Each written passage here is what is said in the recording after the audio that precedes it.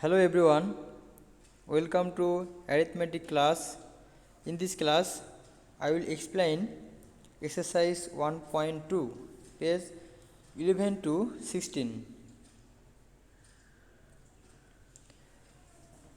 1.4, finding square root of decimal fraction. The way in which the square root of the perfect square number or whole number is determined by long division, the square root of the decimal fraction is also determined in the same way. অর্থাৎ আমরা whole number অর্থাৎ perfect square number যেভাবে আমরা square root বের করেছিলাম, decimal ফ্র্যাকশনের ক্ষেত্রেও ঠিক same উপায়ে আমাদের করতে হবে। ডেসিমাল ফ্র্যাকশন বলতে অর্থাৎ পয়েন্ট দিয়ে থাকবে 2.5, 3.6 এরকম নাম্বারের। There are two parts of decimal fraction. Decimal fraction এর দুইটা পার্ট থাকে। The part on the left side of decimal point is the whole or integral part, and the part on the right side of decimal point is called decimal part. অর্থাৎ এখানের পয়েন্টের আগে একটা এই পার্টটাকে আমরা বলবো decimal part, whole or integral part, আর পয়েন্টের পরে যেটা থাকবে এটাকে বলবো আমরা decimal part. Here is decimal part and whole or integral part. এই পার্টটাকে আমরা বলবো ডেসিমাল পার্ট, এবং পয়েন্টের আগে যে পার্টটা থাকবে এটাকে বলবো আমরা ইন্টিগ্রাল অর হোল পার্ট।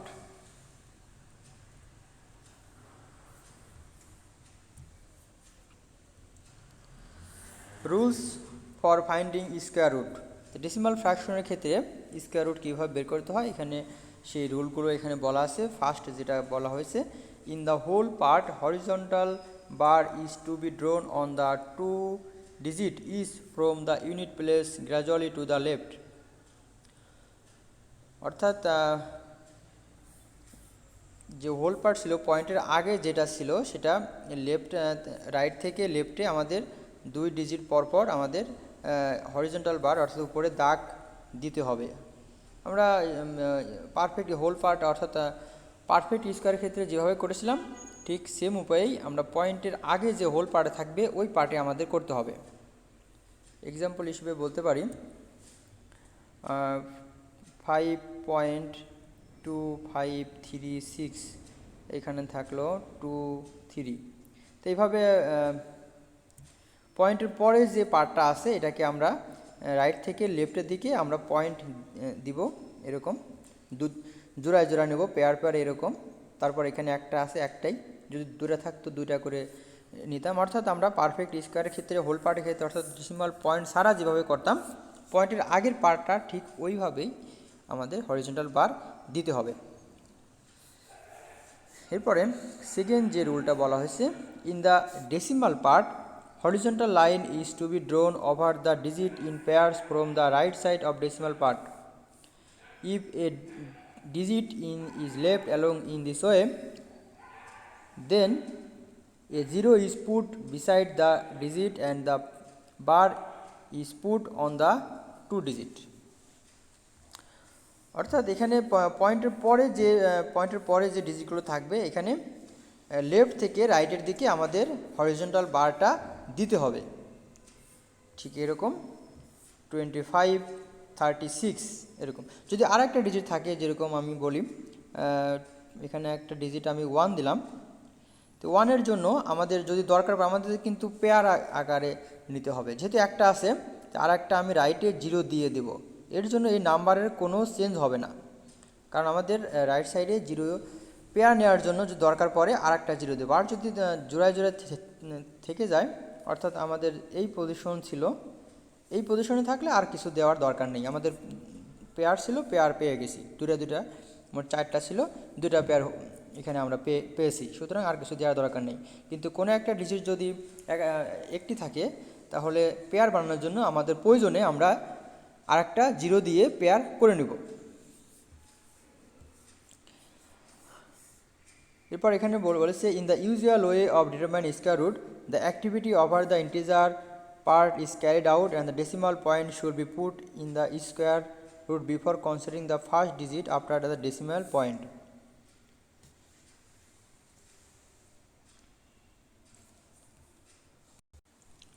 অর্থাৎ আমাদের স্কোয়ার রুটের ক্ষেত্রে আমাদের যে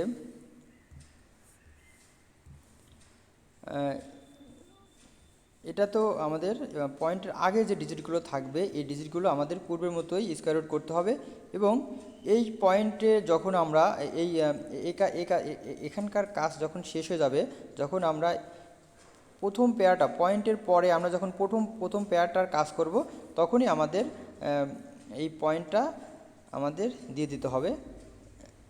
অর্থাৎ আমাদের যে কোশিয়েন্ট থাকবে ওই কোশিয়েন্ট এই পয়েন্টটা আমাদের ব্যবহার করতে হবে, এটা এখানে বলা হয়েছে। অর্থাৎ আমরা যদি পরের ইয়েটা দেখি, এটার ক্ষেত্রে যে 26-এর পরে আমরা যখন 5-2 নিয়েছি তখনই আমাদের এই পয়েন্টটা দিয়ে দিতে হবে। তার আগেই 5-2 যখনই আমরা কাজ করব, 26-এর পরে যখনই আমরা পয়েন্টের কাজ করব তখনই এই পয়েন্টটা এখানে দিয়ে দিতে হবে, এটা এখানে বলা হয়েছে। এরপরে লাস্ট যে নাম্বারটা, for each pair of zeros in the decimal of a number 1 0 is to be put after decimal point in the square root। অর্থাৎ পয়েন্টের পরে যদি দুইটা জিরো থাকে তাহলে দুইটা জিরোর জন্য আমাদের কোশিয়েন্টে একটা জিরো আনতে হবে।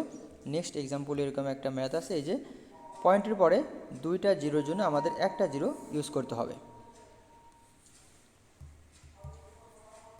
তো ঠিক আছে, এই রুলগুলো দেখলাম, আমরা এখন এক্সাম্পল দেখব। That is example 1, find the square root of 26.5252। তো পয়েন্টের পরে আমাদের পয়েন্টের আগে ছিল 26, এখানে একটি পেয়ারই ছিল এবং এখানে কিন্তু পয়েন্টের আগে যেটা থাকবে রাইট থেকে লেফটের দিকে আমাদের দুইটা করে নিতে হবে, আর পয়েন্টের পরে যেটা ছিল এগুলো আমাদের লেফট থেকে রাইট দিকে আমাদের দুইটা করে পেয়ার নিতে হবে। প্রথমে 5-2, তারপর 25, যেহেতু আর পরে নেই আমরা আর দেওয়ার দরকার নেই। এরপরে আমরা যেভাবে করেছিলাম 26-এর মধ্যে আমাদের 5 যাবে, কারণ 5কে স্কোয়ার করলে 5কে স্কোয়ার করলে 25 পাওয়া যাবে, এবং কিন্তু এরপরে যে নাম্বারটা 6কে যদি স্কোয়ার করি তাহলে কিন্তু 36 আসে। 36 কিন্তু 26 থেকে বড়, এই জন্য 5টা নেওয়া হয়েছে 25। এরপরে এটাকে সাবট্রাকশন করলে রিমাইন্ডার হবে, আনসার হবে 1 যদি আমরা এটাকে সাবট্রাকশন করি। এরপর আমাদের নেক্সট যে পেয়ার ছিল 5-2, এটা আনতে হবে এবং এই পাশে ভার্টিক্যাল বারটা দিয়ে দিতে হবে। এরপরে 5-এর যে ডবল ছিল সেটা দিতে হবে 10। এরপরে আমরা দেখতে পাই যে এখানে যদি 1 দেই এখানে 1 দিতে হবে, এখানে 2 দিলে এখানেও 2 দিতে হবে, এখানে 3 দিলে এখানে 3 দিতে হবে। এগুলো ম্যাথ আমরা পূর্বে করেছি, শুধু এখানে ফ্র্যাকশনের কাজ এখানে আছে, এটাই আর কি পার্থক্য।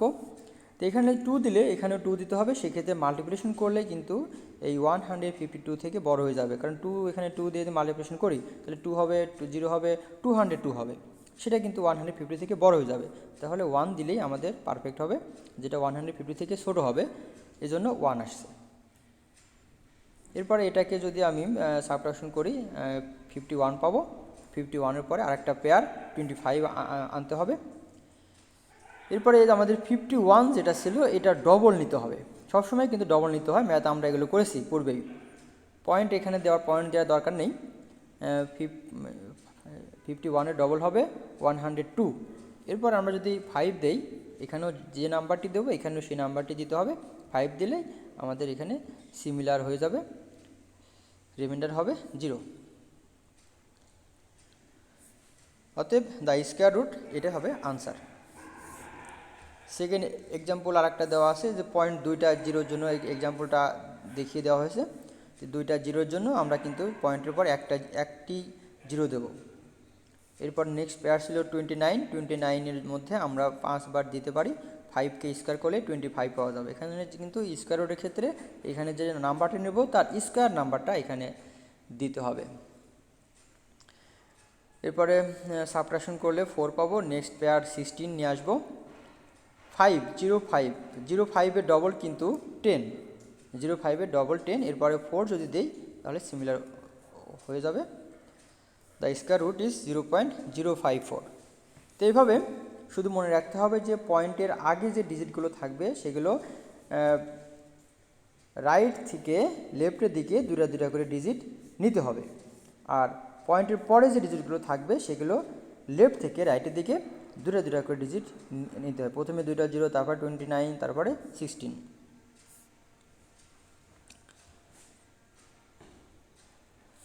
এরপর আছে determination of square root in approximate value. Approximate ভ্যালুর জন্য to find the square root correct up to decimal place at least 6 digit after the decimal are to be taken. If needed, after the last digit, 0 is to be added to the right as required. It does not change the value of the number. অর্থাৎ approximate ভ্যালুর জন্য আমাদের square root নির্ণয়ের ক্ষেত্রে প্রথমে পয়েন্টের পরে আমাদের 6 ডিজিট পর্যন্ত নাম্বার আনতে হবে।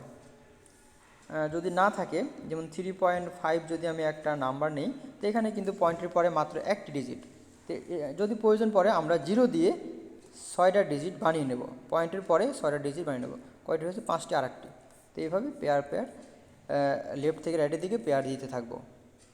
তো মনে রাখতে হবে যে পয়েন্টের পরে 6টা ডিজিট আমরা প্রথমে দিয়ে নেব, দরকার পড়লে আমরা আরও দেবো, কিন্তু প্রথমেই আমরা 6টি ডিজিট, পয়েন্টের পরে 6টি ডিজিট নিয়ে নেব। প্রয়োজন পড়লে আমরা 0 রাইট সাইডে 0 দিয়ে 6 ডিজিট নিব। এটা আমাদের নাম্বারের কোনো পরিবর্তন করবে না। যেমন 3.5 আগেও 3.5 ছিল, এটাও কিন্তু 3.5ই বোঝানো হবে, এটাও কিন্তু 3.5। এখানে এক্সাম্পল দেওয়া আছে, find the square root of 9.253 up to 3 decimal place. অর্থাৎ 3 দশমিক পর্যন্ত পয়েন্টের পরে 3টা ডিজিট নিয়ে আমাদের এটার স্কয়ার রুট করতে হবে। তাহলে আমাদের যেটা ছিল যে পয়েন্টের পরে 6টা ডিজিট নিতে হবে, যার কারণে 9.25 তারপরে 3 পর্যন্ত ছিল, এবার 25 পরে আরেকটা 0 নেওয়া হয়েছে। তারপরে এখানে প্রয়োজনে আমাদের 6টি তো নিবই, দরকার পড়লে আমরা আরও নিব, সেটাও কিন্তু বলেছিলাম। তো এখানে পরে আরেকটা দরকার পড়েছে, যার কারণে আরও 2টা ডিজিট নেওয়া হয়েছে, মোট 8টা ডিজিট নেওয়া হয়েছে। এখানে আরেকটা জিনিস মনে রাখতে হবে যে আমাদের 3 ডেসিমাল প্লেস বললে আমরা 4 ডেসিমাল প্লেস পর্যন্ত করব। যদি 4 ডেসিমাল প্লেস পর্যন্ত বের করতে বলে, তাহলে আমরা 5 ডেসিমাল প্লেস পর্যন্ত করব। ঠিক আছে, যে যদি 3 বলে তাহলে 4 ডেসিমাল পর্যন্ত নেব, এবং 4টা ডিজিট নেওয়া হয়েছে। পয়েন্টের পরে যদি 3 ডিজিট বের করতে বলে, আমরা 4 ডিজিট পর্যন্ত নেব। যদি 5 ডিজিট পর্যন্ত বের করতে বলে, তাহলে আমরা 6 ডিজিট পর্যন্ত বের করব। এরপরে লাস্ট ডিজিটটা আমরা কেটে দেব। কেটে দিয়ে আমরা দেখব যে এই ডিজিটটা, লাস্ট যে ডিজিটটা ছিল আমাদের, কিন্তু আনসার এখানে দেখো, এখানে আচ্ছা তার আগে বলি যেভাবে আমাদের স্কয়ার রুট করতে হবে, সিমিলারভাবে এটা করতে হবে। এটা নিয়ে আমি আলোচনা করব না, স্কয়ার রুট কীভাবে করতে হয় আমরা দেখেছি। আমি শুধু এটার জন্য যে আলাদা যে রুল ছিল সেই রুলটা এখানে বলতেছি। আমরা কি বললাম যে 3 ডিজিটের, যদি 3 ডিজিট পর্যন্ত নিতে বলে, তো আমরা 4 ডিজিট পর্যন্ত নিব। এখানে 4 ডিজিট পর্যন্ত নেওয়া হয়েছে। এরপরে লাস্ট যে ডিজিটটা সেটা আমরা কেটে দেব। যেমন এইটা কিন্তু এখানে আনসারের মধ্যে আসে নাই। এটা কেটে দেওয়ার পরে আমরা দেখব যে এই যে শেষের যে ডিজিটটা থাকবে, এটা যদি 5 অথবা 5 থেকে বড় হয়, তাহলে এই 1-এর সাথে, অথবা এখানে যে ডিজিটটা থাকবে তার সাথে 1 অ্যাড করতে হবে। যদি 1 থেকে 4 পর্যন্ত হয়, তাহলে আর অ্যাড করার দরকার নেই। এখানে খেয়াল করো, এখানে কিন্তু 3 ডেসিমাল নিতে বলেছিল, find the square root of এত আপ টু 3 ডেসিমাল প্লেস। তো এখানে সবগুলোই, এর পরেও কিন্তু আর একটা 0 আসবে, যার কারণে আর নেওয়া হয়নি। পরেরটাও 0 আসবে, যেহেতু সবই 0 0, এরপরেও কিন্তু 2টা 0 দিয়ে এখানে আর একটা 0 আসবে। তো এখানে 0 হওয়ার কারণে কিন্তু এখানে কোনো 1 হয়নি, কারণ 0 তো 0 থেকে 4-এর মধ্যে হলে এই ডিজিটের সাথে কোনো নাম্বার অ্যাড করতে হবে না। কিন্তু যদি এটার 5 অথবা 5 থেকে বড় হয়, তাহলে তার আগের ডিজিটের সাথে 1 অ্যাড করতে হবে। যেমন 1 ছিল, 1 অ্যাড হয়ে 2 হয়েছে। কিন্তু এই 1-এর পরে এই ডিজিটটা যদি 0 থেকে 4 পর্যন্ত হতো, তাহলে কিন্তু আমাদের আনসার আসতো 3.041। যেহেতু এটা 5 এবং 5 থেকে বড় ডিজিট 8, যার কারণে তার আগেরটার সাথে 1 অ্যাড করতে হবে। তো এই রুলগুলো পরে বলা আছে এখানে, এই যে এখানে এই নিয়মগুলো বলা আছে, rules for finding approximate value of square root. তো আমি যে কথাগুলো বললাম সেই কথাগুলো এখানে লেখা আছে। To find the square root up to 2 decimal place, the square root up to 3 decimal place point is to be determined. তো 2 ডেসিমাল পর্যন্ত বলে 3 ডেসিমাল পর্যন্ত করতে হবে, যদি 3 ডেসিমাল পর্যন্ত বলে তাহলে 4 ডেসিমাল পর্যন্ত করতে হবে, যদি 4 ডেসিমাল বলে তাহলে 5 ডেসিমাল পর্যন্ত করতে হবে। If the next digit after decimal place up to is which square root is to be determined 0 1 1 should not be added, অর্থাৎ 0 থেকে 4 এর মধ্যে হলে কোনো নাম্বার অ্যাড করতে হবে না। If the next digit after decimal place up to which square root is to be determined is it is to be added to the previous right. আমি যে কথাগুলো বললাম যে 4 দশমিক পর্যন্ত নিব, 2 ডেসিমাল পর্যন্ত বলে 3 ডেসিমাল পর্যন্ত নিব, যে সবচেয়ে শেষের যে ডিজিটটা ওইটা যদি 0 থেকে 4 এর মধ্যে হয় তাহলে 1 অ্যাড করতে হবে না, কিন্তু 5 থেকে 9 এর মধ্যে হলে 1 অ্যাড করতে হবে। এরপরে 1.5 perfect square fraction. Perfect square fraction যদি নিউমারেটর এবং ডিনোমিনেটর দুইটাই যদি পারফেক্ট স্কোয়ার হয় তাহলে ওই নাম্বারটা হবে পারফেক্ট স্কোয়ার ফ্র্যাকশন, অর্থাৎ নিউমারেটর এবং ডিনোমিনেটর দুইটাই কিন্তু পারফেক্ট স্কোয়ার হতে হবে। যেমন 50 এবং 32 এটা কিন্তু প্রথমেই কিন্তু পারফেক্ট স্কোয়ার, 50 কিন্তু না, 32 না, কিন্তু এটা কিন্তু আমরা ক্যান্সেল করতে পারি, এটাকে আমরা ক্যান্সেল করতে পারি, ক্যান্সেল করে আসবে 25 এবং 16। এখন এই নাম্বারটা আমরা দেখব যে দুইটাই কিন্তু পারফেক্ট স্কোয়ার। 25কে স্কোয়ার করলে 5 পাওয়া যাবে যেটা ইন্টিজার, 16কে স্কোয়ার করলে 4 পাওয়া যাবে যেটা ইন্টিজার। তাহলে এটা আমাদের বলতে পারি যে এটা একটা পারফেক্ট স্কোয়ার ফ্র্যাকশন। তো নিয়ম এটাই যে নিউমারেটর এবং ডিনোমিনেটর উভয় যদি পারফেক্ট স্কোয়ার হয় তাহলে ওই ফ্র্যাকশনটা পারফেক্ট স্কোয়ার ফ্র্যাকশন হবে। Rational and irrational number. Rational number কোনগুলো এবং ইরেশনাল নাম্বার কোনগুলো? 1 2 3 এগুলো কিন্তু ন্যাচারাল নাম্বার, এটা আমরা জানি। 0 এবং প্লাস মাইনাস যেগুলো থাকবে সেগুলো রেশনাল নাম্বার। রেশনাল এগুলো ন্যাচারাল নাম্বার। ন্যাচারাল নাম্বারও কিন্তু রেশনাল নাম্বারের মধ্যে পড়ে, কারণ রেশনাল নাম্বারের যে ডেফিনেশন যে কোনো ডিজিটকে যদি আমি p/q আকারে এক্সপ্রেস করতে পারি তাহলে সেটাই রেশনাল নাম্বার। এখানে ডেফিনেশনটা কি দেওয়া আছে ওইভাবে, which are fractional forms of the number, অর্থাৎ কোনো নাম্বারকে যদি ফ্র্যাকশনাল ফর্মে আনা যায় তাহলে সেটাকে আমরা রেশনাল নাম্বার বলতে পারি। এখানে ফ্র্যাকশনাল ফর্মটা বলা হয়েছে। যাই হোক, তোমরা যদি উপর ক্লাসে যাও, ক্লাস 9-এ তোমরা এটা জানতে পারবে যে কোনো নাম্বারকে যদি আমরা p/q এই আকারে এক্সপ্রেস করতে পারি তাহলে ওইটাকে আমরা রেশনাল নাম্বার বলতে পারবো। অর্থাৎ কোনো নাম্বারের যদি নিউমারেটর এবং ডিনোমিনেটর পাওয়া যায় তাহলে ওইটাকে আমরা রেশনাল নাম্বার বলতে পারি। এটা আমার লজিক যে নিউমারেটর এবং ডিনোমিনেটর, অর্থাৎ p/q আকার বলতে বইয়ের যে ল্যাঙ্গুয়েজ ছিল যে the number which can be expressed p/q is called rational number, এটা বইয়ের ল্যাঙ্গুয়েজ। তোমাদের এখানে যেটা বলা আছে তোমরা এটাই মনে রাখতে পারো, হুইচ আর ফ্র্যাকশনাল ফর্ম, অর্থাৎ ফ্র্যাকশনাল ফর্মে যেটা প্রকাশ করা যাবে ওইটাই রেশনাল নাম্বার। তো এরকম 1কে কিন্তু 1/1 বলতে পারি, 2কে কিন্তু 2/1 বলতে পারি। তো উপরেরটা নিউমারেটর, নিচেরটা ডিনোমিনেটর। 3কে আমরা 3/2, 3 = 3/2, একটু ক্যান্সেল হবে। এরপরে 0.1কে আমরা যদি পয়েন্ট উঠাই দিই 1/10, 1.5 15/10, উপরেরটা p নিচেরটা কি, অর্থাৎ নিউমারেটর এবং ডিনোমিনেটর এখানে পাওয়া যাচ্ছে, যার কারণে এগুলো সবই রেশনাল নাম্বার। তো যেগুলো নিউমারেটর এবং ডিনোমিনেটর পাওয়া যাবে অর্থাৎ ফ্র্যাকশনাল ফর্মে যেগুলো আনা যাবে সেগুলোকে আমরা রেশনাল নাম্বার বলবো। এখন তাহলে ইরেশনাল নাম্বার কোনগুলো? যেগুলো পারফেক্ট স্কোয়ার না, ওইগুলোকে যদি আমরা স্কোয়ার রুট করি ওইগুলোই হবে ইরেশনাল নাম্বার। যেমন √2 কিন্তু পারফেক্ট স্কোয়ার না, 5ও কিন্তু পারফেক্ট স্কোয়ার না। তো এই ধরনের নাম্বারকে যদি আমরা স্কোয়ার রুট করি তাহলে আমরা ইরেশনাল নাম্বার পেয়ে যাব। অর্থাৎ যে নাম্বারকে আমরা p/q আকারে এক্সপ্রেস করতে পারবো না, পি বাই কিউ আকারে এক্সপ্রেস করতে পারো, অর্থাৎ যে নাম্বারের নিউমারেটর এবং ডিনোমিনেটর পাওয়া যাবে না সেগুলোকে আমরা বলবো ইরেশনাল নাম্বার। যেমন √2, √3, √5, √6। তো এগুলো যদি আমরা স্কোয়ার রুট করি, স্কোয়ার রুট যেভাবে করতে হয় ওই রকম যদি করি, 2-র পরে পয়েন্ট দিয়ে 0,0,0,0 6টা জিরো দিয়ে, অর্থাৎ প্রয়োজনে আরও জিরো দিয়ে আমরা ওইভাবে স্কোয়ার রুট যদি করি, এটা ম্যাথ করা হয়নি, জাস্ট এটা এক্সাম্পল হিসেবে বলা হয়েছে যে √2কে আমরা পূর্বে নিয়মিত স্কোয়ার রুট করি, তাহলে 1.414213 ডট ডট এভাবে চলতেই থাকবে, এটা কখনোই শেষ হবে না।